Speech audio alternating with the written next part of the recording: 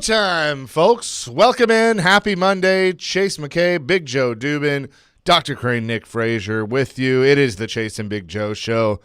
So much to get into on this Monday, including the tournaments that's been going on, the Predators' 17-game point streak after, I'm going to call it a playoff win, one-game playoff win on Saturday. That's what it felt like being at Bridgestone Arena. And, oh, yeah, L'Jarius Sneed is a Tennessee Titan, or about to be. What a weekend, huh? What a weekend. It started, just took off, and then Thursday, Friday, Saturday, Sunday, it didn't end. And it's fun, man. Winning is fun, although we rooted the MTSU Lady Raiders. Yep. It was a good game. First half, good game, and the referee said, you know what, there's no way that LSU is going to lose on their home court, and let's call 37 free throws for LSU and 9 for MTSU. Look, I'm not going to blame. Right. You know where I'm going with that. I'm not going to say that if it was even that Middle would have beaten LSU, but it would have been a hell of a lot closer than that. But hats off to Rick Insell and the Lady Raiders who, they let them in half. And then you knew LSU was going to come back on a tear, and they did, and that's what happened. But congrats to the Lady Raiders. Great season. And hell, they hadn't lost since like last year, like December 30th. Oh, I know. Well done. Oh, they're fantastic. Tennessee, it wasn't pretty, but they get the win. Win's a win. You'll take them any way. Houston's sitting there this morning going like, yeah. Woo. And by the way, I've already talked to our GM, Sean Ford. I talked to him this morning. He was one that turned it off because he thought it was over, that Houston had run away with it. So I bet there's a lot of you out there that either completely missed it or you got that text from your buddy like, hey, are you watching this Texas A&M Houston game? Right. Fantastic basketball. It's why we love March Madness. Have we not learned not to turn games off yet? Have we not learned to leave games? I would think. We had that one discussion, the question that one day of like, have you ever left a game early and like, oh, yeah, and I regret. It's always regretful. It's always regretful. And the all tired, stupid excuses, well, you beat the traffic. Well, traffic's going to be bad anyway, no matter where you go, what you do at a sporting event. But yeah, we've learned that lesson. So no, there's no excuse, no ignorance of the law. What is that? Yeah. When you know what's happening, and so don't turn it off. Right. Watch. Yeah, for sure. So Houston will now play Duke in the Sweet 16. Tennessee advances. They will play Creighton. Creighton's a good team, but I think Tennessee should beat Creighton. So now we'll see. Well, you'll be up till midnight Friday watching it. So. The thing that like I heard the stat and I knew the stat, but then I heard it and I was like, "Are you kidding me?" And then I got like angry. This is the third Sweet 16 appearance that they've had under Rick Barnes. They've only had 8, correct? Is that right? Yeah. So 300. I mean, look, 300, and Bruce got him there once or twice, right? Twice that I know of. Yeah. 07 and 10. And 10, he got him to that's the farthest it's ever been to the Elite 8 was in 2010. That was Konzo, wasn't it? That was not. It was Bruce. But, Konzo got him to the Elite 8. He did not. They've only been in positive. You look it up. I thought Konzo, or maybe it was the Sweet 16. They did something they weren't supposed to do. Hey, what have I told you? Fine. Don't argue with me. I'm pretty sure Konzo got him to the 16 in 2014. I'm going to check this. And then he's like, see ya. See you later, suckers, and then went to Cal. But I think it was because he was gonna get fired. We got him the Sweet 16, like that Long Beach coach who got him. We're gonna fire you, but you made the tournament. Damn it! And then the AD Sweet goes 16 out. Was 2014. Yes. Yeah. All right. Yeah. And I told you the Bruce Pearl story, but 2010, and then I think 2007 they went as well. 2007 Tennessee was up huge over. Was it Ohio State? They were up like 25 at half or down 20, something crazy. And then either they came back or Ohio State came back. It was a heck of a game. And so that was 07's team that did that. Yeah. Bruce got him there 3 times, and Barnes has got him there 3 times. What was Brewski? 11? 07, 08, and 10. Okay. Yep. So 07 was his second year. Yeah. Up there. And then they got there in 14 with Konzo, and then 19, 23, 24. Not bad. But it's crazy. Only one Elite 8 for the Tennessee. But you go back, there used to only be 32 teams got in the tournament. Yeah. So, and then now it's 64. Now it's going to be 1,000 teams in the tournament. What's crazy is before Bruce, they had gotten to the Sweet 16 3 times in their history. 67, which I don't know who the coach was. 81. Ray Mears. In 67? Yes. What about 81? Don DeVoe. And then 2000? Jerry Green. Jerry Green. Okay. Yep. So 3 different coaches. Moving on, yeah. Yep. So they got a great shot to be Creighton, and now the showdown would be, who does Purdue play on the other side of that? Who does Purdue play? Let me look it up. I don't remember. Is it the 4? I don't know. I mean, it's so. But all the favorites. I've lost track of everything. All the favorites are still Gonzaga. Gonzaga. Okay. That's not going to be easy. No, it's not. So Creighton's gonna be tough. Then you got to play Purdue, and then then you get to the Final Four. But you got to get to those two. Creighton's gonna be a tough game for them. Yeah. And I was listening to some national radio this weekend, and like, well, if Creighton, Tennessee, and because these guys don't know, like Creighton, they're like, Creighton, and it's they've played really tough this year. What? Huh? Just stop it. If you don't know, you don't know anything. But I know that Tennessee played okay Saturday night, and they still won. Yeah. And so I don't think it was ever in question they were going to win. So they got it done. So congratulations to them. So Friday night, everybody's kind of doing their thing and unwinding, getting ready for the weekend. I am on the way to my favorite establishment, and phone starts just blowing up. And I'm like, what are all these notifications I'm seeing? Adam Schefter, the Tennessee Titans are finalizing a deal to acquire cornerback L'Jarius Sneed from the Kansas City Chiefs. And I was like, they did it. And I had literally just done a 4-hour show with Teron Davenport. Yeah. That we had talked about, and you and I brought this up of, it's like, this is one of those things that it just won't go away. It's kind of like there's, we joke around here, the baseball to Nashville story just won't go away. It's just there's certain things that when the story won't go away, you kind of keep your eye on it. And I remember looking at Teron and just going, they're probably going to do this. I don't know when, but maybe it's closer to the draft, but it's like the longer this goes on and the more the Titans are mentioned, right, they're probably going to get this done. Well, it was 2.5 hours later.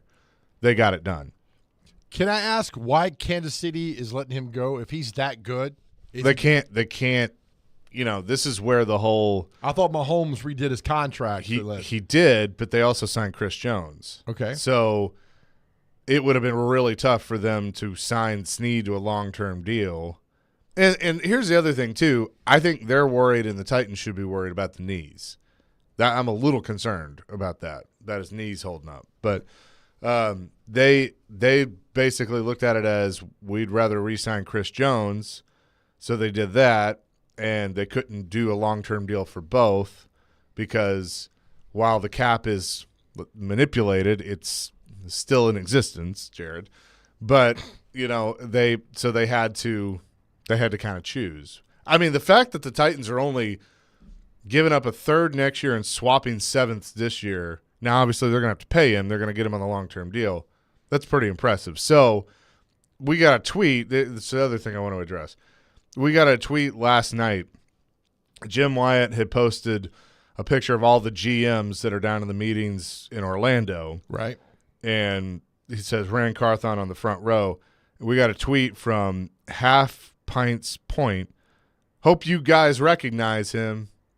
And I'm like, I've gotten a few of these in text and stuff. I'm like, we've never not recognized him. Like, what the hell does that mean? Like recognize the job he's doing? Yeah, I guess. Or recognize that he's a black man? I don't know. Because he's doing a hell of a job. Right.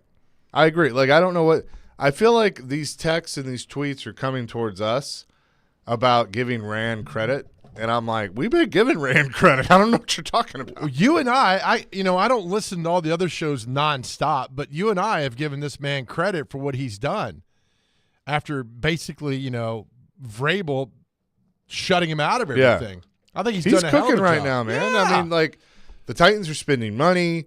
They're making now. They're spending good money. They're spending good money. They're not on what they need. They're not like us. If our mom hands us $100 and we just go and buy crap. Well, they're not giving like $5 million to Carl Pickens, right? Who just come off 9 years with the Bengals and is like, oh, he's going to come here and play. No, they're not doing that anymore. Look, they got a center now. You got 2 corners. I mean, come on, right there. Yeah, and look, I'm gonna say this until I'm proven otherwise. They're better. This team. We can sit here and I think you and I can agree that this team today is a hell of a lot better than the team that ended the season last year. 100%. And that credit goes to Rand Carthon. It goes to Rand Carthon. I still am not ready to say they're a playoff team. They still got some holes to fill. Let's get through the draft. Right. Yes, and I agree. So don't tell, somebody's like, well, Callahan's got all this. That's garbage. Let me tell you why. If the Titans win a football game in September, do you give Rand Carthon credit for winning that football game? No, you don't. No, you give the coach. You give Callahan. Yeah. All right. Right now, the credit goes to Rand Carthon for building this team, getting the center, getting the two corners, getting Calvin Ridley coming in. He's built this. He's went out. He spent money wisely on these guys to get him in there. So he gets all the credit now. Now it's Callahan's job to win games going forward. Yeah, it is. And your hope is that what you're seeing with the hockey team, with you knew what the plan was going in. The Barry Trotz had this plan, and he brought in some of these perennial serial winners and veterans, and then the mix of the young guys, and then the new coach. And I think they are ahead of schedule right now. You're hoping that happens, but I think Titans fans need to be excited and kind of have the same outlook that maybe they did for the Predators. And I don't know how good they're going to be, but I think they're going to be fun to watch. Yeah. And I do. I think this offense is going to be fun to watch. The secondary, you feel a heck of a lot better about now because you got three corners that are in the spots they need to be in. Now, obviously, they got to stay healthy, but I think acquiring Sneed, you have Awuzie on the other side, and you're going to put McCreary in the slot, which is where he really is the best. So you put him there. You still need a safety. And Hooker can stay healthy. Yeah, Hooker needs to stay healthy, but you still need another safety to go alongside him. And then you got to address the middle and then the defensive front. Yeah. And you're probably going to be doing that in the draft. But that's okay. That's fine. Instead of going like, God, they need a center, they still need a tackle on both sides. You've checked a lot of things off. Yeah, and there's a lot of good things right now that Rand Carthon's doing. So bask in that and have fun with it. The draft is a month from today. Yep. April 25th. And so I'm on board, man. Get that left tackle. I still think somehow Harbaugh is going to screw this up for the Titans at number 5. I don't know how, but somehow, some way, he's going to screw this up. Maybe. I mean, but I think it's hard. It's hard to screw it up. It's hard to not get a good draft pick at 7. Like, you really have to try to screw it up.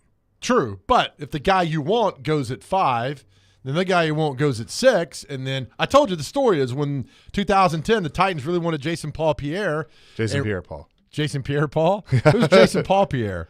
He was on Cheers back in the 80s. Jason Pierre. Is it Jason Pierre-Paul? Yes. Sounds like a French painter. That's what he is. Okay. JPP. He is. When the Giants took him, right? The Giants took him then right before, and then the Titans like, oh, we're going to take Derek Moore. We love Derek Morgan. They did not want Derek Morgan. Jeff Fisher can sit here and tell you all day long they wanted Derek. They did not want Derek Morgan. They wanted Jason Pierre-Paul. Didn't get him. So at 7, if you odds there, whatever. But I think Harbaugh somehow it's too easy right now, Chaser. It's too easy. Everything falling in place. There are going to be teams trading up and everything else. It'll be chaos on draft day. All right, real quick, set up our question of the day. So a lot of you yesterday were commenting about the LSU basketball coach Kim Mulkey about how you just can't stand her, right? You just can't stand her. She looked like the fruit stripe gum, like you tweeted. That's exactly right. She like the mascot for fruit stripe gum, and that's fine. And people are like, "Wow, you don't like her because she's a woman." No, a lot of Middle Tennessee fans. But I was reading comments around the country that don't like her. So our question today: give us a coach who drives you, who is driving you crazy, or does maybe the coach is no longer here, still drives you crazy long ago. So that's our question: 615-737-1025.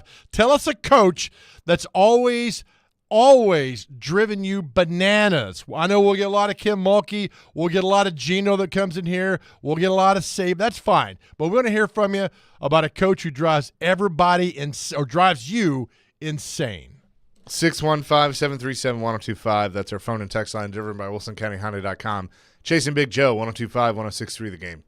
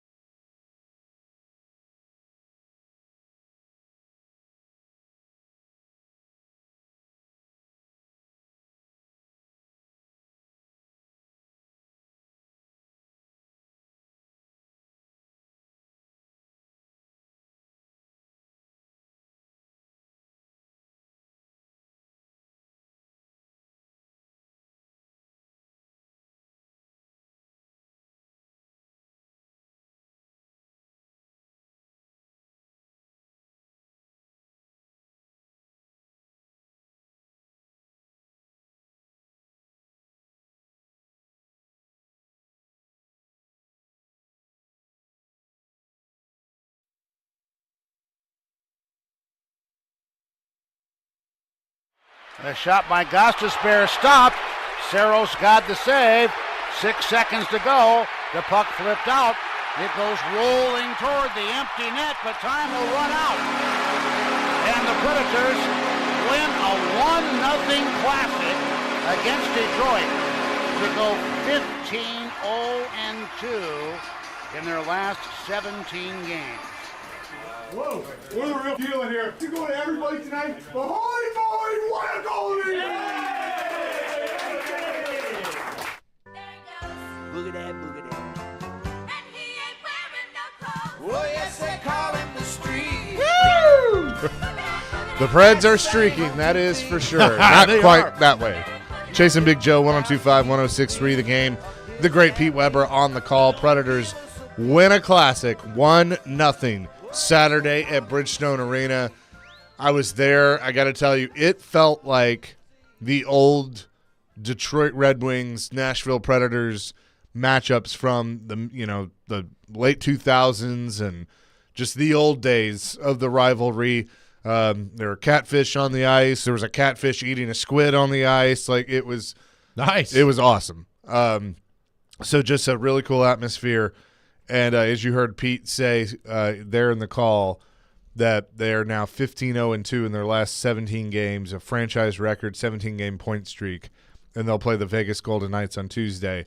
But the interesting thing is they've been putting up a lot of goals during this streak. They needed to play defense on Saturday. It was a Detroit team that brought a lot of pressure. The Predators equally brought pressure, and UC Saros, rightfully so, is the star of the game. And I love what Michael McCarron said. Holy moly, what a goalie! That's a good one. That needs to be on a shirt. But I mean, Saros was fantastic in that win. And then the guy that you need to be clutch when you need a clutch move, in Philip Forsberg. He has the fight earlier in the game, which is pretty rare. Only the second one in his career. I'm not a fan of that. Well, not on a regular basis, but breaks his hand. He's out for 6 weeks. I know. But it is what it is. You got to stand up for yourself sometimes. He scores the game winner in the closing minutes of the game, and the Predators win it 1-0. It was awesome.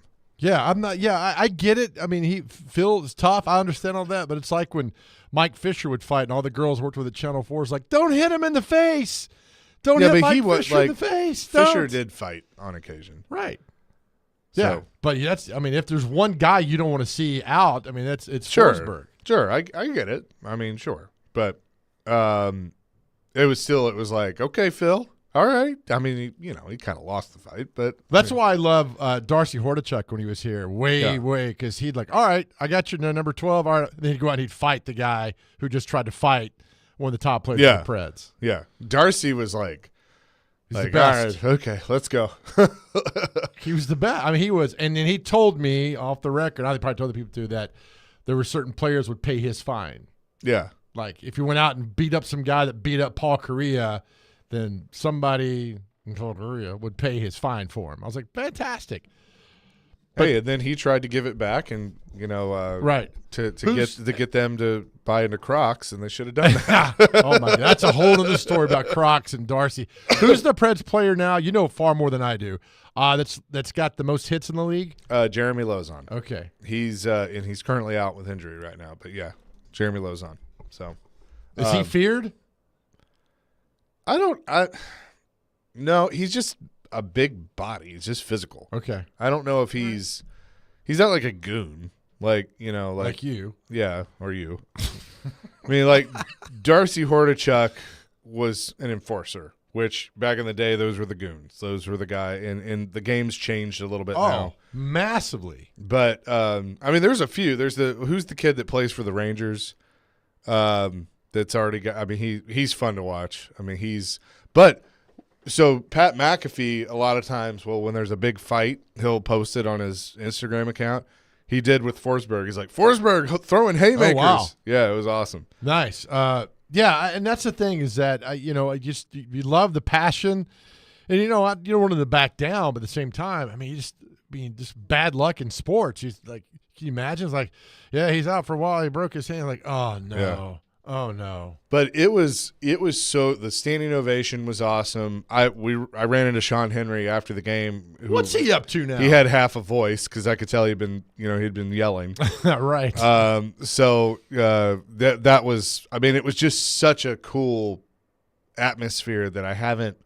Like, it felt like a playoff game. Good. And it was just so cool to experience that. Well, Red Wings on a Saturday afternoon is kind of cool because it harkens back to when this whole franchise started in the battle. They were the little brother to the big brother. There were still a few Pred Wing fans there, too. Good, that's fine. I could tell. They're because I saw a few people that I recognized, and I'm like, your jersey got redder. Yeah. But I mean, there are, and that's the point. I mean, there's a lot of passionate hockey because we're such a melting pot of a town. So there's a lot of passionate hockey fans that come in here. I forget what game it was. I think it was the Islanders game back in January when the Islanders came in and went on the ice, and I think they might have got a goal. I don't remember, but, I mean, there were so many Islander fans in the crowd. It was like, my goodness. But you know what? It's good, especially when the Preds can shut them all up. It's even better. Robbie Stanley just texted me, goes, it was fun, and he should never fight again. Thank you, Robbie. My guess is Barry Trotz and Andrew Burnett went to him like, hey, good scrap. Don't ever do it again. Yeah. But then you look at it. Then you walk away. All right. Then you're like, that if I'm going to fight you and you're Philip Forsberg and you walk away from me, I'm going to chip you. Oh yeah. The rest of the game. Look, as much as I can. He had to do it, but it's one of those things that you don't want to make a habit of it because your best player is off the ice for 5 minutes. Like, okay, if he gets hurt, that's even worse. But just for that moment in the game, right, your best player is off the ice for 5 minutes. Did you? I listened. I was listening to Pete on the radio. Did he win the fight? No, not necessarily. No. He didn't. Just say no. You can say no. He didn't. I will say though, he gave it a good. I mean, he stood in there, but I mean, he was outmatched. He was trying to do the little jersey. Pull over a little. Now he got a few haymakers in there, but no, I would say he was outmatched. Chase, you ever been in a fight? 2. How'd it go? I won both of them. My man. I mean, like in the last since you've turned 18. No, this was early in life. Okay, all right though. So you're 2-0. Yeah, I like it. There was blood. There was blood involved. I'm gonna put you in Misfits boxing next time. You and Dr. Crane doing that. All right, just curious. Yeah. Because we watch fights and we're like, I could do that, but I should get into a fight. It's like, oh boy, what are we doing here now? I mean, just land haymakers, man, then run. I've almost been in a couple more because of ethics of if you go to a party and everybody contributes to the bar, but one guy takes your bottle and just thinks it's his, that's a problem. Oh, no, was this recently? No, it's a few years. Was it Forsberg? Yeah, no. Was it Forsberg? It's all good. All right, well done, buddy. It got worked out. All right, good. We'll continue your question, the coach that you can't stand. We got a lot of good responses coming in. Mike Babcock is getting a lot of votes. Mike Babcock is definitely one for me. What makes him so bad? Was he the Red Wings that didn't stand for the anthem or something? He's a jackass for one. And two, it just, he's a jerk. I mean, really, he's just not. I don't think he's a good guy. So, if Robbie's still listening, Robbie, I remember when Dan Phillips worked at Fox 17, asked Babcock a question about his goalie skating and warming up during the anthem, and Babcock basically said that might be the worst question I've ever been asked in a press conference. And whoever's there, media-wise, who asked him that question? Dan Phillips over at Fox 17. Yeah. It took him like 87 seconds to ask it, too, but that was the thing. Is like, oh, my goodness. So, Babcock is winning. We got Shane Beamer votes on the text line, too, the South Carolina coach who also likes to run his mouth and really happy on Instagram but can't win in football games except when he beats Tennessee when they need to win in 2022. So keep him coming. Rempe is who I'm thinking of. Thank you, Brian, from the New York Rangers. He's the kid that just he's awesome. He's fun to watch. Like he can throw haymakers too. Mike Babcock just. Is this true what Alex just wrote? Yeah. That's why, and I didn't want to get all into it, but you can. Yeah, that's the big reason why. I mean, Toronto basically got run out of there because of the culture he created, and just not a good dude. How does he go through players' phones? Yeah, I don't know. I think he made them give them to him. I'd say no. You're a grown man. You're not getting my phone. Goodness. Yeah. So I mean, he won the cup with Anaheim, and it just and then he's just pretty much been out, and then he was going to come back to Columbus, and then more stuff came out, and so he resigned before he even coached a game with Columbus. So keep him out of the league. There is we'll read these later on, but there's one coach that's getting a lot of response who I never thought in my life would be getting this much malice, I guess. I mean, there's we'll talk about it. But congrats to the Preds, continuing their 17-game point streak. Back at it tomorrow at Bridgestone Arena against the Vegas Golden Knights. And hey, don't look now, but the Predators are in that first wild card spot. They're also knocking on the door of being top 3 in the division. Try not to sneeze. As they're at 88 points and Winnipeg's at 93. So they are slowly chipping away at potentially getting that third spot to be the top 3 in the division. That would be huge.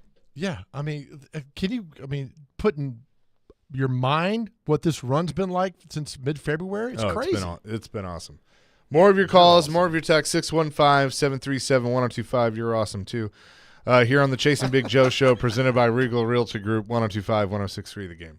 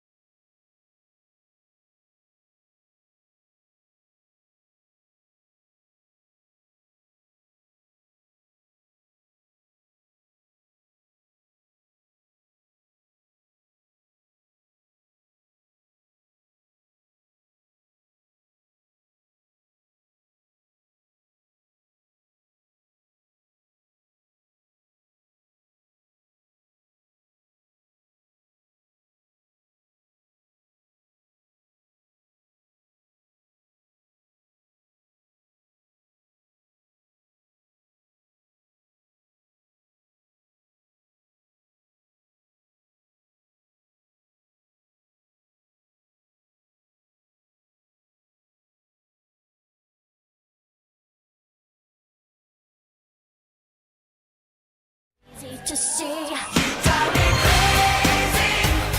I just can't sleep. I'm so excited. I'm in too deep. Oh, crazy, but it feels alright. Chasing Big Joe, 102.5, 106.3 The Game here on this Monday. Predators streaking. Titans get L'Jarius Sneed. The Vols win. Let's touch on that for a second. Rick Barnes obviously had a ton of pressure going into this tournament. Well, you ramp it up a little bit because now you got to beat your former team, a team that you spent a lot of time with in your career in Texas. Texas is no slouch, but I feel like Tennessee was the favorite in that game for a reason. And they ended up winning by 4, did not cover the 6.5. Oh, no. no. Not that I'm bitter about that or anything. Sorry, buddy. But a win is a win, and they advance. And so I watched this team, and, here's the other thing, too. Dalton Connect had a bad game. Shots weren't falling. You get that figured out, which you probably will. This team's got something. They got the juice right now. Well, not only that, but, they got lucky with Connect having off nights. Yeah, he they did. Awful in the tournament, at the SEC tournament. And it's just kind of like guys were sitting around waiting for him to go. Like he's the catalyst for this team. And if he's not going, in the first 5 to 7 minutes, I think they start searching and they get a little worried. He's a dynamic player. Now, if he comes out Friday night and he's smoking in the first 3 to 4 minutes and he's making shots, he's hustling and this and that, like he's played throughout the year, I think the Vols roll big time. But if they shut him down like State did and Texas did for a good part of that because he wasn't like the player we saw during the regular season, I think Creighton's got a great shot at doing this. Now, if they get past Creighton, something about Purdue, man. Again, Purdue hasn't been to a Final Four since 1980. On that team was Kevin Stallings, was on that last. Joe Barry Carroll was on that team in 1980 that went. So I think they can get Purdue. Purdue got him a few years ago, but it's all Dalton Connect. It's how well he plays going forward Friday night that determines whether or not this team gets to the Final Four. Joey from Bellevue just texted in, giving props to Dr. Crane, digging the Britney Spears coming back from break. So good job, Dr. Crane. Thank you very much. He's the best. Throwing some Britney in there. Yeah, look, I don't like looking too far ahead, but that's what we do. So obviously they beat Creighton. Then they got to take on Purdue or Gonzaga. Purdue, I haven't looked at the line. Purdue should be the favorite in that game. I'm not ruling Gonzaga out. Gonzaga is pretty darn good. Yeah. But Purdue probably wins. Well, Purdue's history shows that they can't get it done in the 16 or the Elite Eight. It's been 44 years now since they made it to the Final Four. So they're always there. They're always competitive, but it's still a very good basketball team. Remember they got beat by St. Peter's 2 years ago in that run that they had that they went on. But it's I don't know. It's just there weren't a lot of huge upsets. There were a few here and there. I get it. Yale beating Auburn, which was wow, and a few others. But like the buzzer beaters we've come to expect and all that's happening now. The ones are still there. Are all the ones and all the twos still in it? And most of the threes? I think that's correct. I think I heard that right. Man, there's 2 threes, Creighton and Illinois. They're both there. Okay. Couple of 4s in Duke and Alabama. Arizona's still there. There are 2. Tennessee's a 2. North Korea, all the ones are still there. 8493 says, I saw on Twitter that Connect's grandpa passed away last week. Could that be the reason he was off? Maybe. I think so. I hate that if that's that happened. That's terrible. Yeah, obviously it could. I'll tell you the game that I think is going to be really good: North Carolina and Alabama. I think that could be because Alabama's playing well and North Carolina's I don't know what's going on. North Carolina's one of the best teams right now. No, it's in my throat. Uh-oh. So you got what's the Brady brother who who lost his voice in the Dr. Crane, you ever watched the Brady Bunch, did you? I've watched it 3 times in my lifetime. Okay. I can actually count on one hand. Well, there's a scene. It's Michael. You look like you Peter, belong in the Brady Bunch. Thank you. Or the neighbor next door that comes over and If you ever see the episode with Joe Namath when he gets on the Brady Bunch, you got to go watch that because he throws the ball and he breaks Peter's nose or I forget all the brothers. One of the brothers' nose but yeah. 5.5 line, by the way, Chase. Purdue. Purdue is a favorite. Yes. What else you got? What's Tennessee Creighton? Excuse me. He's only doing 1,000 things back there. Just early morning. Well, look, we've established this before. Dr. Crane is very jumpy. Yes. And so, like. Why are you that way? I don't know. That's a great question. Like, there are times I'll open the door, and so where Dr. Crane is, our producer booth, the door is behind him. And so, like, I'll come in to say something during the midday show, and I'm trying to, like, be, not surprise him, but I'll be like, "Hey, Dr. Crane," and I mean, there's a spot on the roof from where he goes through it, like you're jumpy. I'm a jumpy guy. I don't know how else to describe it. And so I even like when we're on the show, we have a talk back. Like I can talk back to him without it going over the air. And there's sometimes I'll be like, "Hey, Dr. Crane," and I mean he'll go through the roof. Yeah. Like it'll catch him off guard. I got a little twitch in my neck now. It kind of hurts, a little crick in my neck. You turn real fast when you hear something in your ear. Yeah, that's for the listeners out there. That's what we go through on a We daily don't want to basis. scare Dr. Crane, but No. it is kind of funny when it happens. I told Chase, like, you need to video this every time it happens. This could be like TV gold, internet gold. I mean, There was one day where I was just like, okay, I'm gonna mess with him, and I walk in and he's just focused, and I go, "Dr. Crane," and I mean, literally, I had guy. to, yeah. I hope you didn't pee yourself. 'Cause no, thought I do that was gonna vividly happen. remember that day. I actually did leave my seat. I did jump out of Oh my yeah, seat. oh yeah. That was another day. So man. how would you do when you see those Instagram reels like some guy's a tree and you walk by and he grabs you? If you did that to me, I would lay you out. Oh, I would do a Forsberg haymaker, man. I would turn around. Oh, like like they pretend to be Yeah. statues or trees or what? Yeah. Yep, I would lay you out. You're not the only person. The new thing is the guys that will like put silver paint all over themselves and they'll stand there like they're a statue and then they'll be like, "Hey." Do you remember what happened to the guy who did it downtown Nashville? No. He got arrested for handsy too much doing that stuff. Some dude laid him out too down there as well. Happened to me in Chicago once. I went to go see a baseball game, and I was, going down the main strip of Chicago, checking things out in the downtown area. There's this silver statue. I'm like, "Oh, look at this." My brother's like, "Look at this. This is kind of cool." Like, it had a nameplate and everything. I was like, "What does this mean?" I was starting to read it, and I felt something on my shoulder, and he had a little cane, and started touching me. I was like, "What the heck is that?" Like, I'm looking around. I thought it was my brother or something. Oh, man. So he's just messing with you. Yeah, I turn around. Hand is on my shoulder. I about turned around and just gave a good old cold cock to the. Like, Oh, yeah. You right should there. have. Yeah.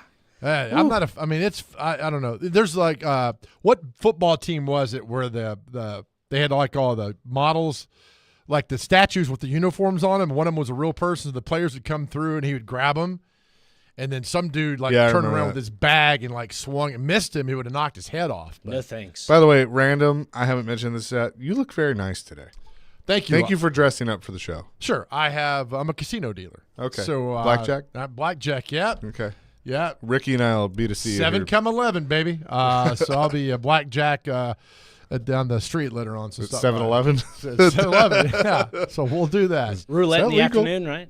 What's that? Roulette in the afternoon. Roulette in the afternoon, yes. Okay. I don't know if we should be saying this because on my way to work, I noticed Metro's Finest is out today. So it's a pretty day. So I was reading, I know we're up against the break, they are really pulling a lot of people lately for texting. yeah. A lot. So don't text. Please don't text and drive. I have a quick story. So I'm on 440 this morning. Okay. And I there's that stretch like when you where it splits off to 65 and then it has the big bridge that you go over. So you can kind of see, a good way. Well, I see a Metro SUV over on the right side of the road, and I might have been going a little fast, and so I slow down. I'm like, okay, all right, good looking out. Saw that. We're good. So I slow down. Well, this car behind me just then passes me and guns it. I'm like, well, that's not going to end well for him. And sure enough, bam, Got it. lights him up. And like if it's not you and you're good and you see a cop and you see a guy speed, you're like, all right, you're waiting for it. Like he pulls off. And I love the ones that now he lit him up right away. Good. I love the ones that will just like pull off and they'll tail them for a second, and then you're just waiting for it, and bam, lights them up. As long as it's not you, Right. it's entertaining to watch. Is there a worse feeling than getting pulled over by an officer? There's not. Oh no! I mean, and you're then there's always the time too, and I know everybody has been in this spot where it's like they pull out and you go, "It could be me." Right. Like you kind of know, like it might be me. I hope it's not, but it might be. Yes. You start And second guessing yourself. Well, and that like this morning, like I had slowed down, but I'm like, did he already get me?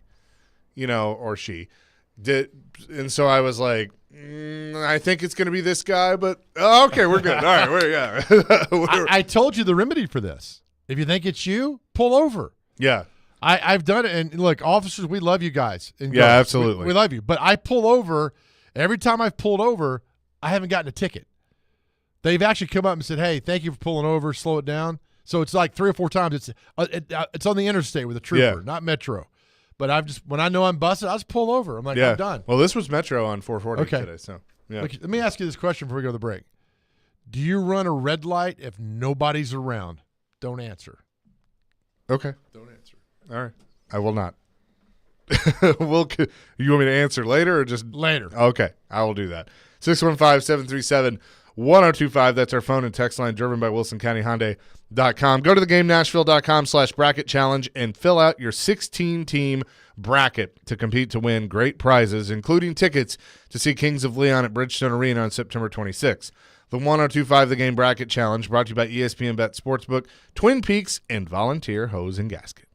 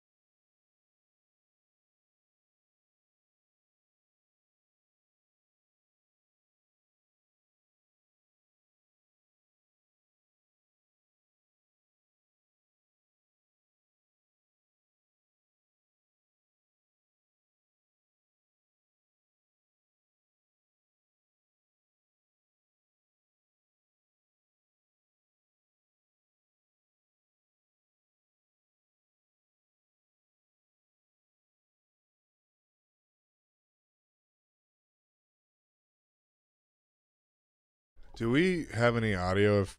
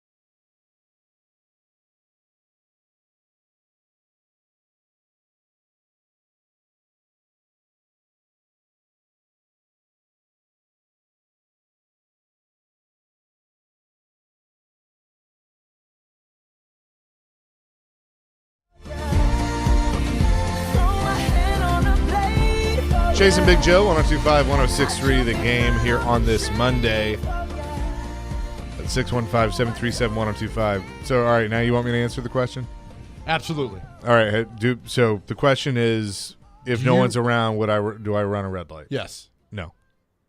God, don't lie to me. I don't. No. I don't. Because my paranoia is there's a cop hiding behind a bush. Waiting on me. Or there's a camera somewhere. Yeah, or it's a camera or something. It is a trick question, though. Joe is right. It is a trick question. Sure. If nobody's around, I run every red light. Now, have I? Yeah. Because, like, there's some red lights. Why did you tilt your head at me? What do you mean? You gave me a tilt head like, come on. Why did you? Was that a head tilt like? Well, it was it was more of like Are a you head. judging him? I'm not judging. He was. No. Oh my goodness. No. It's about the point of if it's late at night, 11 p.m., and people are like, "Oh, it's a red light." It's not like flashing red. It's just like a solid red. Right. So there is a rule of thumb, and I've been told by a former police officer. They said if you wait over like 5 to 10 minutes at a red light, which is uncommon, you can go. You do have the right. And that's I ain't waiting 5 minutes at a red light. So, but that's what I'm saying. Like, there are some of these lights that are just timed on like a country road or whatever. Right. That, one way is going to be green a majority of the time, and but there's no sensor or anything, and so I have run those. Okay. Yeah, I will admit that. All right. Now, my dad had the greatest story ever, and I think I've told this before, but he was known to kind of push it a little bit. Like if it was yellow and it was like, if yellow's 3 seconds, he was on like 2 and 999 of a second, and he's still going through. So he's on Highway 70 in Bellevue, and for those of you that are familiar with Highway 70 in Bellevue, there are 23 red lights, in a half a mile span on that. And so he's going down Highway 70, and a light, starts to turn, and it's on yellow, and he pushes it, and I mean he runs it like it's a flat out he runs the light. Well, a cop's like turning onto 70, sees him, so lights him up, pulls him over, walks over, and he's like, you kind of ran that red light back there. And my dad goes, "Oh, I thought it was still pink." And the cop laughed so hard and thought that was so quick and so funny. Did you get a ticket? He goes, "Don't do it again," and turns around and walks away. Perfect. Like it was just. He said, I've never heard that one before. Good. I'm going to give you credit for that. Good. Now, let's put it, let's full disclosure here. Well, I pull up to red light, and I'm not running like immediately. I'm looking around, making sure nobody's coming. There are no police around, and then I'll do the red. That's like I do it all. I won't do it at 1 o'clock on the afternoon on Donaldson Pike. I'm not doing that. That's not what I meant by my little head nod. I was just like, it's a trick question. I got judged. That's fine. I got judged. Don't feel and I take the heat for that. I understand that. But if it's late at night or morning, for the most part, I'm running that red light. I'm not going to stick around for it. Yeah. Because we have some awful red lights in Nashville, Tennessee. Awful. Well, we have too many, for one, but they're not in sync. Actually, okay. Here's the other thing. It's not that we have too many. I just feel like we have some in the wrong places where we need them in other places. Like, I'll give you a prime example. So for those of you that have been around here a while, you remember the old Sam's Club in Bellevue on Old Hickory Boulevard. Yes. Right? Yep. It is now, they tore it down, and there's condos there, which is what everything is. Right. All right. So Old Hickory and then that intersection where you turn to go up to Sam's, there were wrecks all the time because of people trying to turn out of that, either turning left or turning right. Traffic was terrible, and they would never put a red light up. Never. My mom and I got into a wreck when I was a kid. Damn. There. Sam's closes, and they put a residential section there, and guess what they do? They put a red light. And I was like, forever, they had red lights in, random places that didn't make sense, but they wouldn't put one there. Right. And I'm like, what do we got to do to get a red light here? Because there were some bad wrecks. It was dangerous. Like, you're literally turning left out of that at the old Sam's Club on Old Hickory, and it's like, all right, Jesus, take the wheel here. Like, that's what it was. So red light's still there now. I know there's two like back to back. You're trying to get on 40, and it's like, all right, is this the one or is that the one? And I don't know where I'm going to get on. There's 3 in that stretch. Good Lord. But I mean, they're kind of neat. Like, you need them to get off the interstate. Okay. You know, like you need that, and then you need the one coming out of that now subdivision. It's a lot, man. I'm with you, brother. There's a lot to, But- I think a lot of these roads aren't in sync, and that's the problem. Much as you go around, they're Well, not and in it's sync. just like I always make the joke when I'm late. You know, I'll just go, "Hey, sorry I'm late. I'm the red light inspector. I had to make sure they all worked." They do. They're in working order. So Okay, we got a little honesty here. That's not bad, yeah, though. that was the good. red lights. But Well done. coming up next, Brian Callahan spoke a little bit today. The owner meetings are going on in Orlando right now. I know Kuharski's down there and a few others, Jim Wyatt. He had some interesting things to say, though, when it comes to his philosophy on the Titans this year. You'll hear from him coming up next. Chasing Big Joe, 102.5, 106.3 The Game.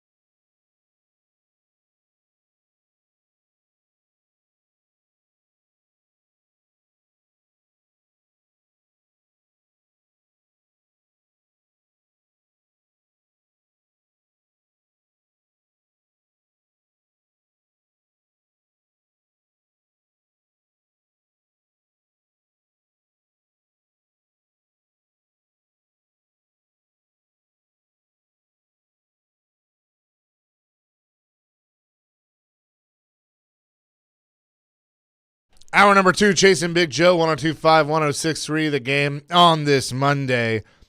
615-737-1025 is our phone and text line, driven by WilsonCountyHyundai.com. Jonathan Hutton from Outkick going to join us at the bottom of the hour. We'll get his thoughts on L'Jarius Sneed and other Titans news, as well as the tournament. Tennessee advances to the Sweet 16. The owners' meeting is going on right now, and I know the AFC Coaches Breakfast was today. A lot of the coaches are speaking, including Brian Callahan, new Titans head coach. And the news breaks over the weekend on Friday evening that the Titans are finalizing a deal to acquire cornerback L'Jarius Sneed. And I know there were other things that he was asked about, but he did touch on that this morning. Yeah, I'm going to have to ease up on that one until everything's officially done. But there'll be a time and a place to talk about all that. Just excited about the player that he is. But as far as any kind of official commentary, we'll wait till it's all signed and sealed. Well, there you go. That's kind of what you expected there. That was a soundbite? That was it. We could have Dr. Crane put white noise back there and could disguise your voice. You could be Brian Callahan. Well, I'm just really excited for, Calvin Ridley. I can't talk about other signings at the time, but, we could easily get into other things about the coaching additions. And, Rand's done a great job this offseason. And there you go. We're just, put a little ambient noise behind you, and you're fine. We're really looking towards helping out. So that was it. That was all the – Well, there were some other things he did say. Well, but that was the one, okay. Yeah, he refrained from saying things about L'Jarius Sneed. It's not done yet, Joe. It's done, but it's not done. All right, according to him, it's not done yet. I know we're talking about. I know. I get all that stuff there. But I love the secondary, or I love the cornerback group now. I still think they need to find a safety. But as you well know, in the National Football League history, not all free agents hit. No, I know. You know this, right? I know. So, you got. Well, if you're playing corner, I need you to hit. All right. That's kind of a part of the got position. 2 quarters now. But of the 4 big ones they've got, Ridley, Cushenberry, Oduwa, Awuzie. I'll get it correct. Adobe Photoshop? What? Is that Awuzie? By the way, I looked in Bless there. you. What a good dude. Yeah. That no, dude's he's awesome. good dude. All right, so one of those 4, chances are, ain't going to hit. Right? So I'm not trying to I'd put Pollard in there too. I'm not trying to be – well, I guess so, yeah. So there's 5. Yeah. And then Fuller, that's the one probably it's not going to hit because he's been terrible with the Chargers. And the linebacker, Kenneth Fuller, wouldn't it? No. Isn't it Kenneth Fuller? No, the it's linebacker? Kenneth Murray. See, that's why I don't cover the team. Oklahoma guy, yeah. Oklahoma guy. I just sit here and – It's like Fuller. Is he kin to DeMarco Murray? That's a great question. Both went to I don't know. Oklahoma. I'll look it up for you. Okay. Thanks, Dr. Crane, for doing Yeah. something. So probably 2 of those 6 aren't going to hit. Maybe. I don't know why you got to come in here and be Debbie Downer. I'm just playing the odds, man. You're the betting guy. I'm the pit boss. Oh, yeah, you look like one. I tell you, and I don't like your attitude. Yeah, so we'll bounce you out of here in no time. You ever been thrown out by a pit boss? No. Would you ever fight a pit boss? No. They'll break you. You ever see Casino, the movie? I have. I've eaten in the diner that when De Niro walks out and the car blows up. Oh, have you? Yeah. I've eaten in that diner. That's one of the major movie gaffes of all time because they edited it. It was badly edited. It was a terrible, and you can see where the dummy, yeah. He's like, and it's just like, and then there's the dummy. It is, and then boom. I'm just saying, you want all of them to hit, but you know that at least one's not going to.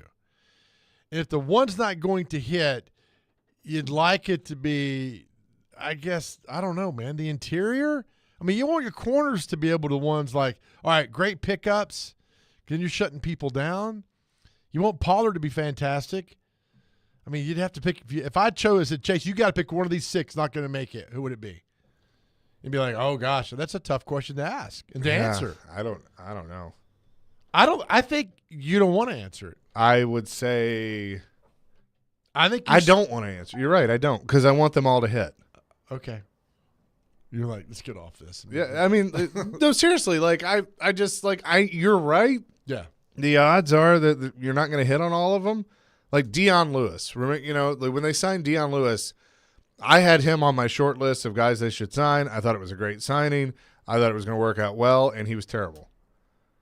So I don't know what he's doing now because he blocked me. He blocked everybody, but He blocked you too? yeah. He went a full block and right down the line. If only he had blocked on pass plays, that would have been. He good, blocked us all in that. I go back to when the Titans hit a home run. Floyd hit a home run before the 2006 season when he got Mawai, Yeah. Chris Hope, and David Thornton. Yep. They changed the culture in the locker. He'd gotten Van Bosch the year before, but the three free agents that really came and changed the culture of this football team were David Thornton, Chris Hope, and Kevin Mawai. And Floyd Reese deserves 100% of the credit for turning that team around. When they made the playoffs in 2008, I give Floyd credit for that, even though he wasn't there. Mike Reinfeldt was the manager, but that was Floyd's foundation for all that build up. So, you'll get lucky if you can hit on 3 of them. 4 of them be great. Yeah. But if you hit on half of those free agents, man, then Well, you can got say the something. same thing about the draft too. Like you're not going to hit on all your draft picks either. True, yeah. I mean, it's Titans have done very well 5th, 6th, and 7th round. sure. Bo Scaife, I know David Stewart went in the 4th round. I know that Cortland Finnegan went in the last round. They've done really well with guys. Finnegan, well, there. and I mean, even before they were the Titans. I mean, Blaine Bishop was an 8th round pick. Yeah, they That were. was pretty darn good. Finnegan helped out because Donnie Nicky was suspended for a few games. So Finnegan got to play, and that opening game against the Jets in 2006 played his tail off.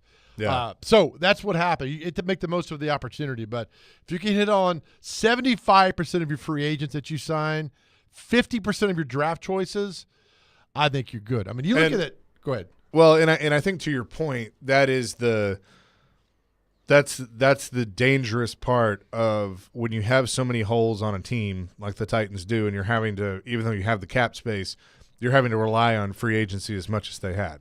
That it's kind of a crapshoot to get them all to hit. Like, if all of these guys that they have signed turn out to work, Right. then I mean, right now we're probably talking about at least a 7, 8, 9 win team. Easily. All right. For example, 2018 Tennessee Titans draft. They took 4 players, 1 hit. All right. Win 2008, 2018. 18. Rashawn Evans, awful. Goodbye. Dane Cruikshank, yeah. He's all right. Luke Falk, out of here before the Waste first of a game. pick. Harold Landry. Yep. So you had 1 out of 4. So if you can get 50% of your draft choices who can contribute, not say a starter, you want that, but can contribute in a positive way to your team, that's all good. Give me And that team- 2019 because 2019 was pretty First of all, good. don't point at me. Please. 2019 was pretty. Obviously, Jeffrey Simmons was the first pick. This is a pretty good draft here. I think that's Robinson's best draft. Let's see here. First pick, Jeffrey Simmons. Yep. Second pick, A.J. Brown. Yep. Third pick, Nate Davis. Yep. Not bad. Of course, 2 of those 3 aren't here anymore. But Shouldn't let him go on to the Bear. They should have kept him, But Vrabel didn't like him. Amani Hooker, Pretty good. DeAndre Walker, who just Yeah, I thought he'd be better than he same. was. And then finally, the one player that hates Mike Vrabel than any other player that played for Mike Vrabel. David Long. David Long Jr. Good job, Chaser. 6th round draft choice out of West Virginia. So you had Simmons, Brown, Nate Davis, Amani Hooker, and David Long. David Long Jr. 5 of your Pretty 6 good draft. knocked it out of the park, That's definitely Robinson's best draft. and you got 2 of those 5 left over. So that's 40% that you have left over there from the draft. There. Now, I think right now, early returns on last year's draft are pretty good. Now, it's all going to depend on Levis, I think, but what they've done, what they did in last year's draft, Skoronski, so far so good. You get the left side shored up. I think that's going to be even better. Whether it's a high pick for a guard or not, Right. I still think he's going to be pretty good. Obviously, Levis. You got let's see who else. Spears. With the 3rd round, he's looking pretty good. So, and there, there's others. So I think so far so good on last year's draft. I think Skoronski's going to be a fantastic player. I think he'll be a fantastic I think he'll be player. an all-pro. Like, you put him with Bill Callahan, because and I'd love to get Bill Callahan on the show to ask him questions like this, but I feel like a guy like Skoronski, you're not having to coach as much technique as now. It's just we're going to polish it. Now it's like, hey, you kind of know what you're supposed to do. I'm going to help you polish it. I feel like that's where Bill Callahan comes in for a Oh, guy absolutely. like Skoronski. Oh, Whereas absolutely. somebody like Radence, you're going to fix some things. You're gonna go over some of the fundamentals and techniques and try and make him where he's a good. I mean, and he played okay at times last year, but I think you're just hoping you can make him a good backup. Yes, I totally agree. I mean, what if you could change Radence around? I think it was a terrible pick anyway. By getting It was a him. bad pick, but I think also you could have you turn him into something serviceable as a backup, as a quality backup. You could do that. If Bill Callahan is this god of offensive linemen that everybody's talked about, then absolutely you have. Well, and I think what you're seeing is the guys that are going into camp. Bill Callahan has told Brian Callahan and Rand Carthon, let me work with them and see what I can do. The ones that are gone, he's basically said, yeah, no chance. Yeah. Oh, yeah. And but you hope he can work his magic. And you talk about how this guy, even Jeff Fisher sat with us and talked about how great that Bill Callahan was. By the way, the 2020 NFL draft for the Titans. Awful. Isaiah Wilson, gone. Christian Fulton, gone. You remember they took in the 3rd round running back. The Titans took in the 3rd round of the 2020 draft. Darrington Evans. Man, you're killing it today, Yeah. Chaser. Yeah. Terrible. From Appalachian State. Terrible. So your first 3 picks from the 2020 draft They gone. are all gone. I'm trying to see if they hit on the 4th rounder here. My computer's really slow today. Was the 4th round the receiver out of Louisville, or was that next year? That might have been next year. They didn't have a 4th rounder, Yeah, according to okay. this. So 5th round would have been in the 2020 draft for the Tennessee Titans. Was that Racy McMath, or who was the guy from Louisville? I forget his Des name. Fitzpatrick. Des Fitz. Yeah, okay. Yeah. Oh, They passed on Amon-Ra St. Brown to trade Yeah. up and get Des Fitzpatrick. the 5th round of 2020, the Titans took Laurel Murchison, that guy from NC wow. State, who's just – is he even on the team anymore? Played for the Chargers last Yeah, season. he's still Did pretty decent. He's in the league, yeah. Well, that figures. They go someplace and have a great career over there. And now I'm trying to think. One more in the 7th round who they picked in the 7th round in the 2020 draft. Chris Jackson, cornerback out of Marshall. He was one of those guys that was like, he kind of hung around for a little bit, but then. I'd rather take Chris Jackson, the basketball player from LSU, instead of this guy who played there. So Is he one of the Jackson 5? Or? he's not, Okay. but he could be. Chris Jackson changed his name. Remember what he changed his name to? You're so young. Yeah, I know. Mahmoud Abdul Rauf, who still might be the best pure shooter in college basketball. He was on the team with Shaq. Oh, They were yeah, fantastic at LSU. Shaq, Stanley Roberts, and Chris Jackson. 615-737-1025. Jonathan Hutton going to join us at the bottom of the hour. We'll also have some Preds tickets to give away before we call it a day. And speaking of Preds, tomorrow is your chance to participate in Preds Pick to Click. If you correctly guess a Preds player that scores a goal in the Preds game tomorrow night, you win a pair of tickets to an upcoming Preds home game. Participate with Robbie and Rexroad tomorrow morning at 8:45. Pick to Click is brought to you by TJ Anderson Homes of Benchmark Realty. List your home with TJ and get your home seen, heard, and sold.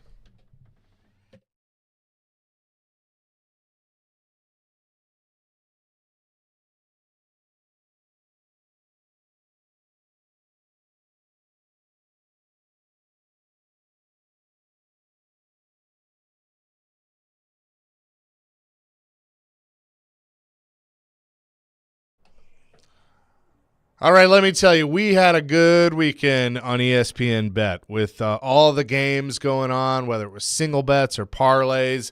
I had a lot of fun, and it was really, really awesome. Be sure to download the official sportsbook of ESPN. ESPN Bet is the only place you'll find daily exclusives and offers with your favorite ESPN personalities and shows. I played these two, and they hit. So it's a good way to be a winner. Right now, new users can get $100 in bonus bets for making any sportsbook bet. So find all your favorite markets and bets like in-game wagering, cross-sport parlays, teasers, and all the props that you can handle. ESPN Bet, download today. What a play. You must be 21 years or older and in Tennessee. For problem gambling support, call or text the Tennessee Red Line at 800-889-9789. Terms and conditions apply. See the app for details.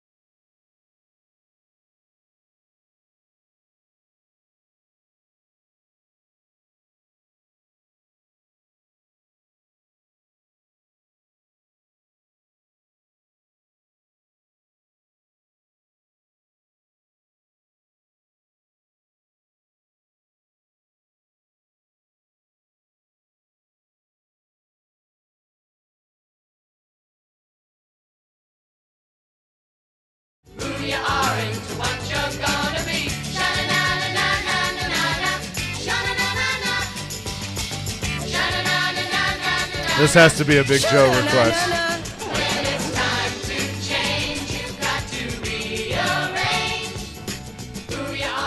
Is this me from karaoke? Oh, you missed it. Oh, it was a Peter Brady lost his voice. It sounded like you today. Oh, okay. I got you. I was a little confused. Okay, I get it now. I was a little confused of what that We was. were so excited the last 45 minutes planning this out, too. So that's you. You've lost your voice. It's all right, though. Hey, No, look, man, it's back now. It's puberty is something you go through. It's okay. finally. You finally get it. Little chest hairs. You'll be all right. Oh man. Oh my goodness, as you like to say.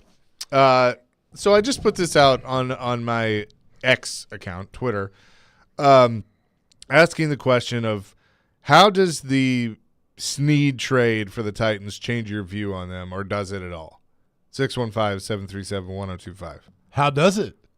I mean, I think you feel better about the cornerback group now. Well, I think you feel better about this team spending money. Yeah. I think that's sure. the thing. Yeah, you got – what's the great soundbite Trevor Maddich has, the commercial that the promo. Oh, yeah, that basically the GMs aren't judged on spending money on the stars. It's the guys that aren't the stars, essentially. Something like I'm that. paraphrasing. Yeah. It's but a great line. Yeah. Because you're paying non-star star money. Right. So I think now if you do your due diligence on these guys, except for the Kenneth Murray guy who everybody seems to bash, Yeah.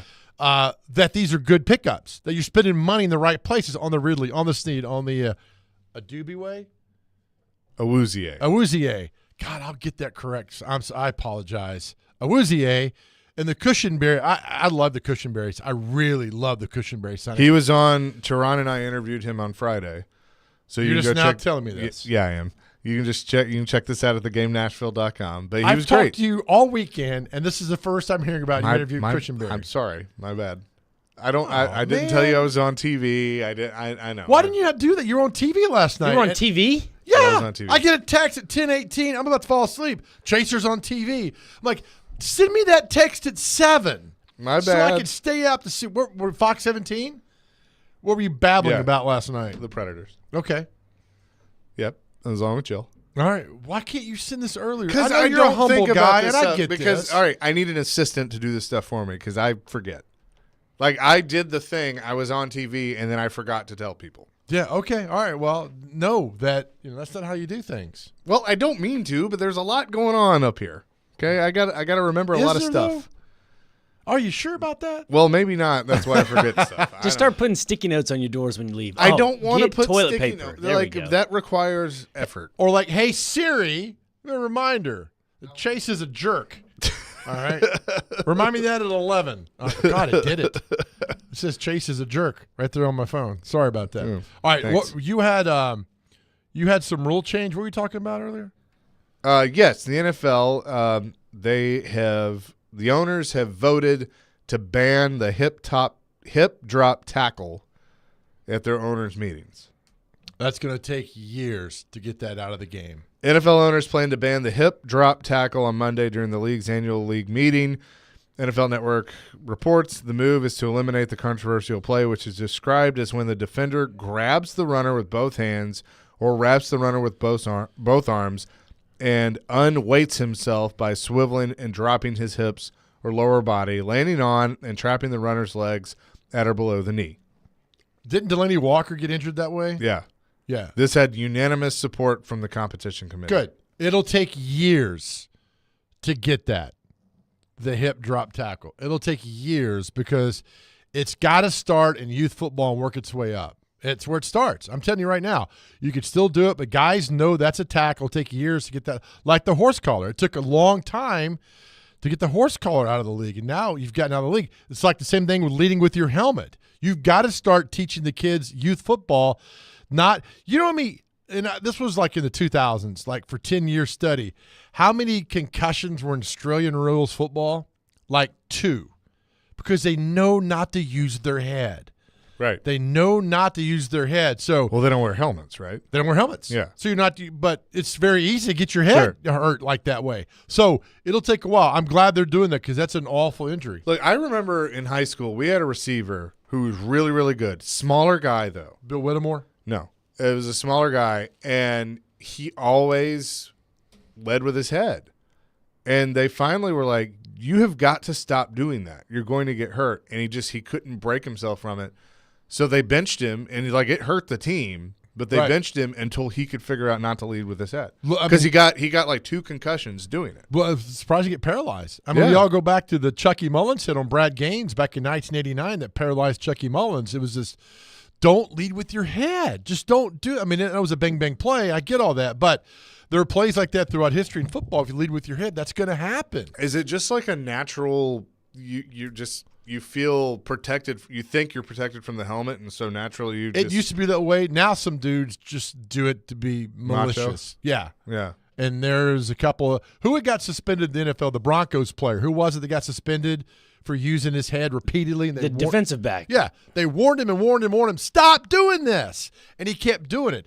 I mean, those days are gone when Lester Hayes or Jack Tatum, knocks you up. I mean, now you can't leave your feet. You can't hit a defensive. Kareem Jackson. Thank you. He did it, I think, 3 times this past season. Yeah. He was warned every time, don't do this. So I don't know what you're trying to prove with that.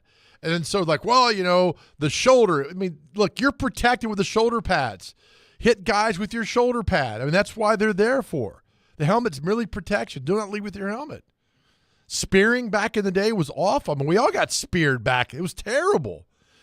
Terrible. And I've told you my worst injury, I got hit in the chest, speared with a crackback block that cracked my sternum, and I thought I was going to die on the football field. Yeah. This is the worst injury ever. And they've taken crackbacks out of the game, which is great. But there's still a lot of people that don't follow the rules. And so this hip drop tackle will be one where it'll take a while to get out the game, but that's an awful injury. It always ends badly. Coming up next, we're going to get more on the Titans from Jonathan Hutton from Outkick. He will join us, get his thoughts on the Snead trade, and much more. It's Chasing Big Joe, presented by Regal Realty Group, 102.5, 106.3 The Game.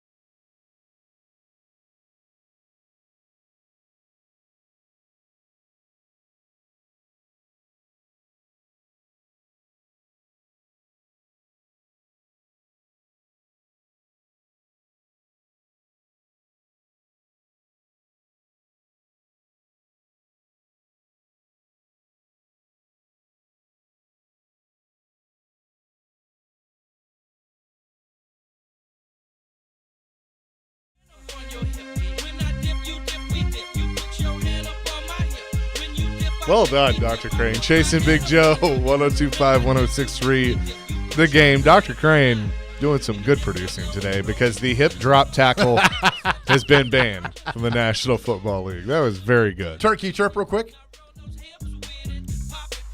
Yeah. Nice. This was a courtesy of Joe Dubin. Okay, that's recommendation. You take the credit, buddy. All right, well, that's good. Let's say hello now to Jonathan Hutton from Outkick, who joins us every Monday at this time on the program. Hut, what's up? How are you? Good morning, guys. How are you? Doing fantastic. Let's start with Me too. the big news that came Friday evening. We all saw the notifications that the Titans were closing in on a trade for L'Jarius Sneed, not giving up a whole lot to get his services. Obviously, they're going to have to pay him, but it seems like the rumors I've seen of what the money is, even though he's going to enjoy it, it's not an awful cap hit. What do you make of the move and how that helps the Titans secondary? Yeah, I mean, the 3-pack now of the starting corners, a tremendous upgrade on paper compared to what we saw last year. And, you know, Roger McCreary now, who plays, is primarily playing inside. That's where they want him to play. They now have 2 corners with length on the outside that can then step up and play aggressive, especially with L'Jarius Sneed. And look, I think they're playing the type of coverage and signing some players that Wilson wants in his secondary. And compared to what they had versus what they do have, I think it's just, again, early indications, job well done by the offseason plan, even if they missed out on some players that they were trying to go after, ending up with Ridley and then Sneed. It's a good base for what is more than just one off season. You know, I'd caution to overreact to what they've done. But in the NFL, especially when you have some money to spend, as long as you go out and you identify the players that are going to help you and they do that, you get the return on investment. You're one step closer, and in some cases 2 or 3 years ahead. That mainly comes through the draft. You know, the supplements happen through free agency. They need to hit and hit a few homers in this draft, especially with the amount of picks they currently hold. Going into this offseason, you know, I kind of looked with everything they were losing, and, you know, you got a new coach in here, and now Rand Carthon taking over. I mean, I was basically going, all right, this team might be a 3 or 4, maybe 5-win team, something like that. Now that free agency, the bulk of free agency is done, obviously I still think there's a couple of, you know, post-draft signings that could take place, cuts, all that, and then you have the draft. I would say right now I still probably put them in the 6, 7, 8, somewhere in that range. How do you view, and I agree with you, this is more than one off season. It's an improvement, but you got to be patient here. Where do you kind of put them now when it comes to, you know, how many wins they could have pre-draft before you go through that process? Well, I like the opportunity that they have. Look, there are a lot of ifs and unknowns with that, Chase, to this point. They need left tackle badly. They've got to hit on that. Yeah. And that needs to be that is a priority. You can look at the holes across this route. They still have those gaps. They have filled more to this point now, and that's why you get a longer-term contract at corner with Sneed compared to what we're seeing on the free agent market, where there's not a free agent with a longer contract than 3 years this offseason so far. The returns have been mixed on some of the free agent signings at corner in recent years, up and down play, but it's still a league where you've got to have your top guy. I mean, look around to the top corners and see who they're covering and see how those defenses have been. There's a lot of money allocated moving forward on defense. I don't mind that, given the fact that it's led by Jeffrey Simmons up front. He needs to continue to play like a top-paid defensive tackle in the NFL, and they need to add more there. They need left tackle. They need another young wide receiver and inside backer, safety as well. There are still gaps to fill here that lead me to say it's still undetermined where they are in terms of prediction. They have the opportunity to trade back potentially at pick 7, pick up more draft capital and use that to their advantage, Chase. But look, I like the plan as it has unfolded. And, you know, you have Callahan at the coaches' meetings, the owners' meetings, saying that Ridley was in a position for them where they had allocated other money for other players to see how things panned out, and when those players signed elsewhere, it allowed them to be more aggressive in the deal towards Calvin Ridley. Even their secondary option versus what they had allocated for other players, I like the direction that they ended up with. And, again, it's been hit or miss with the Titans in free agency. I like the plan that they've laid out because it's a good base. But overall, you got to protect the quarterback, and Will Levis has to step up and play. And Callahan's calling plays for the first time. There are a lot of just a lot of intangibles that we have yet to actually see unpack. Oh, 100%. Talking to Jonathan Hutton this morning. Jonathan, this just came a little while ago. Denver, you know this. You've covered the team for long enough that draft day, nothing ever goes according to plan, ever. And now there's reports that Denver might be, along with Minnesota, very active in moving up and grabbing a quarterback. So the Titans want to get their number 7 pick. I mean, it's going to be interesting to see what happens 4, 5, 6 before them. For the Chargers at 5, the Giants at 6, what goes on? It's going to be all interesting. But if all this plays out, I mean, they got to get that left tackle, right? What do you think? Yeah, I mean, and if we're talking aggressive at quarterback in the draft, Joe, I mean, what does Arizona do at 4? It doesn't sound like Washington wants to back out at 2. New England, no, they don't. It doesn't sound like they want to back out at 3. It's got to be an offer that just blows people away. Same thing I would guess for Marvin Harrison Jr., but that would be another player that teams would be clamoring for to trade up for, would be my guess. And if that's how it unfolds, Joe, Titans could theoretically still trade back and end up with one of the top 2 left tackles, and specifically end up with Joe Alt. Even in some of the mock drafts I've seen, guys have the Titans trading back and still ending up with Alt. It never goes according to plan, but you can still end up with a premier player, an elite player that's a non-quarterback, and end up gaining more draft picks along the way. Of course, they gave up one of their 7th rounders and swapped it, I should say, with Kansas City, but no gain really there overall. They need more top 100 if they can get it. And right now, they don't have those picks. There's just a couple of them. So that's where the value is. And what is a top-heavy first round and a top-heavy top 100 overall compared to the rest of these picks, where I think in years past, the talent pool has been more even through rounds like 3 through 5, 3 through 5.5, 6. And I don't get that sense this year, talking to a couple of people that have really dug into a lot of these picks. I think the talent pool is top heavy overall. And I think that's the value here. And maybe some teams do want to trade back and take advantage of that. The Titans are one of them. And where they pick at 7 compared to where some of these other teams are, like Minnesota, for instance. Right. If you're Denver, you want to get ahead of that, especially if the quarterback's going to go 1, 2, 3 and the teams aren't going to move. And you like McCarthy, for instance, or if McCarthy is a shock to someone or they're in love with J.J. McCarthy and you end up with a Jaden Daniels or a Drake May that is the 4th quarterback, I'd be stunned. But again, we've seen crazier things happen, and that's where your value really ticks up. The Titans aren't going to get much in return unless it's for a quarterback, and probably the 4th one that people would be clamoring for. Oh, absolutely. You've done this a long time, like Chase and I have as well, that you're not going to hit on all your free agents pickups, right? You're not, all of them aren't going to hit. What's a percentage you'd like to see of the 6 guys that we think they've signed so far? What's a good percentage? You like to see 4 of those hit? Because theoretically, it's going to be maybe 3 at most. But if they can get 4 of these guys to really hit, do you consider that a win, Jonathan? Yes, but as long as 2 of them are Snead and Ridley, that's where their money's invested, right? Like that. Yeah. Those guys need to be hits.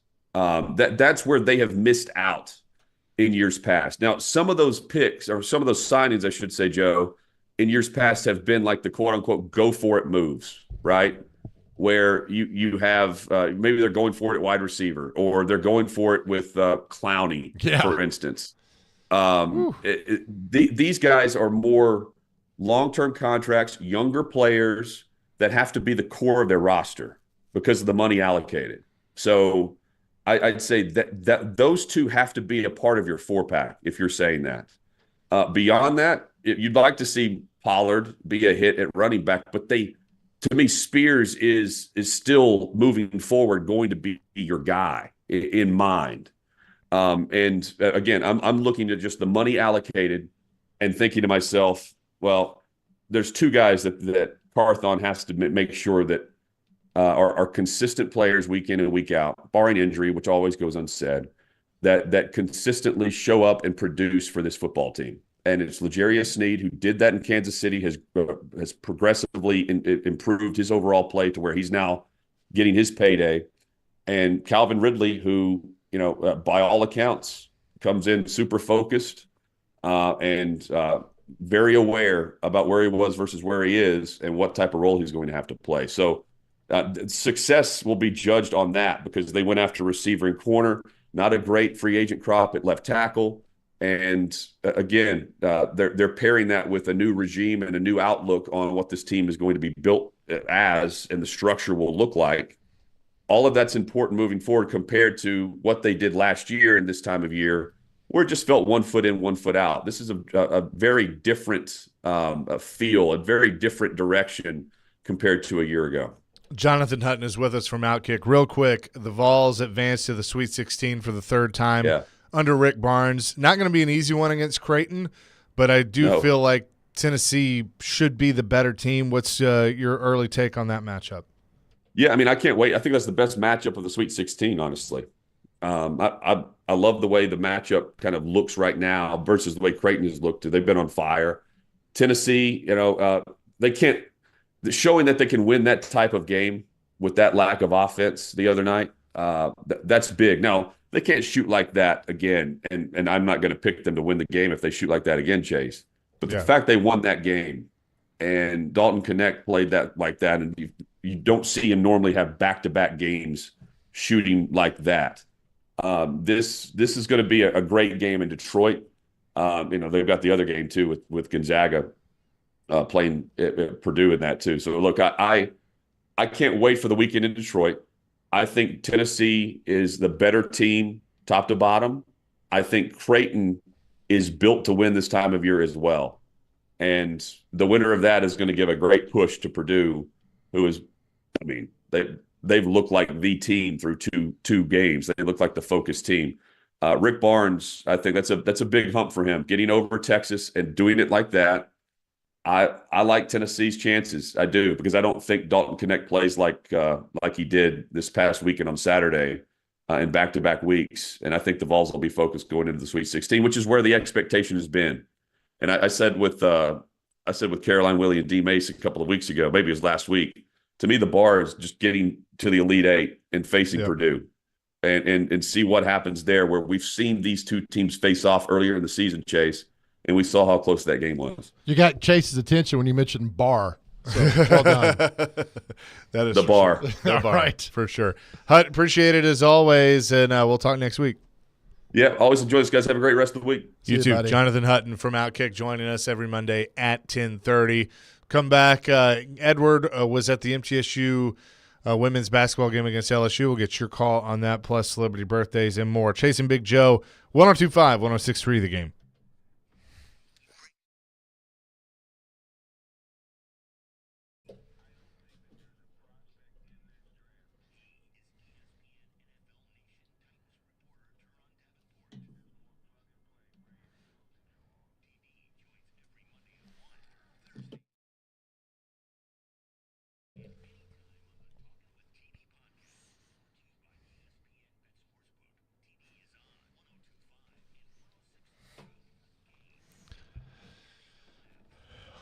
All right, friends. Hey, Big Joe here. Listen, I'm telling you about Middle Tennessee's best health care in the comfort of your own home.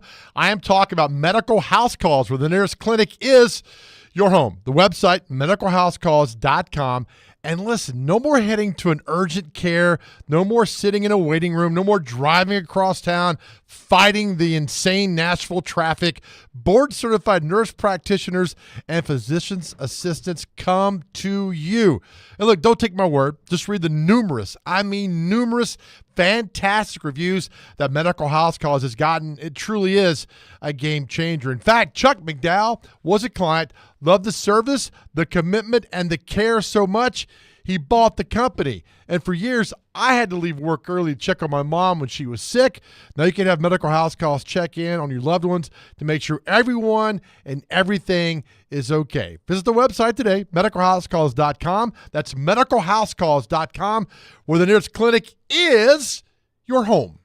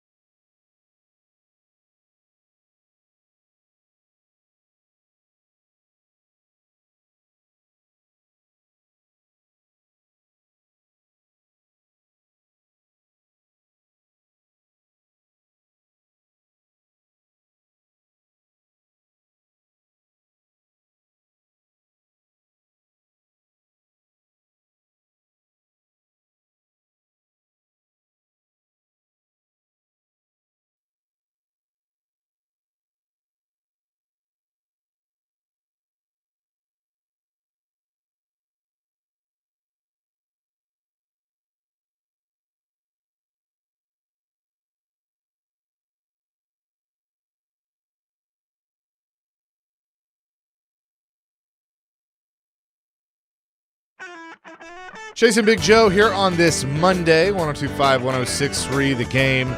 Before we get out of here in the next few minutes, be listening for your chance to win Preds tickets to tomorrow night's game against the Vegas Golden Knights. That will be happening momentarily. I will give you the cue. Edward has been waiting patiently. Edward was at the MTSU women's basketball and LSU game. Edward, what's up? How you doing, guys? Love your show. Appreciate it. Very entertaining. I'm not asleep at all. Okay, good. I'm glad. Listen, LSU fans, I'm going to try to be a positive person. They are confrontational. They are rough, and they always want to challenge you. I think the referees, with Kim Mulkey and her current media issues with the Washington Post and the fans unhappy, it was a brutal atmosphere. 37 free throws for LSU, 9 for MTSU. That's just that seems off to me. But Dan, on a lighter note, I want to say that, you know how you have the restrooms and there's long lines, and this is clean, guys, so you don't have to cut me out or anything. The women's line is always a lot longer. The men's line is shorter. So I'm in the men's line, and there's a 20-something-year-old woman in line with us. And she kept saying under her breath, "I'm not afraid to use the men's bathroom. I've never seen this in 62 years of my life. So she goes on into the stall, and then the police come in. They wait for her. They intercept her. And she goes on back to her seat. I ran into that cop later outside the arena, and I said, man, in my 62 years, I've never seen that. Maybe y'all have. I haven't. No. And he goes, well, unfortunately, that happens a lot down here. Okay. So it was a great game, but I just felt like it was a little lopsided on the calls, and I said the fans were a little rough. Thanks, guys. Thanks, right. Edward. Thank you, Edward. Sorry about that loss. The only time I've seen that, what he was just talking about with the restrooms, is the Taylor Swift concert. Like the obviously there were a lot more women at the concert than men, and so there was a line to both bathrooms full of women. In the men, you just kind of walked past them like, hey, you're in our turf. That's right. Like, sorry. Oh, man. All right, with that, let's get to celebrity birthdays, and what day is it? Well, time constraints. We have to move along in the show. We're going to do birthdays for you. All right, first birthday today. Got to get him within 2. Sir Elton John. How old is Elton John today? 80. 86. 77. She was on, you won't know her. Sarah Jessica Parker from Sex and the City.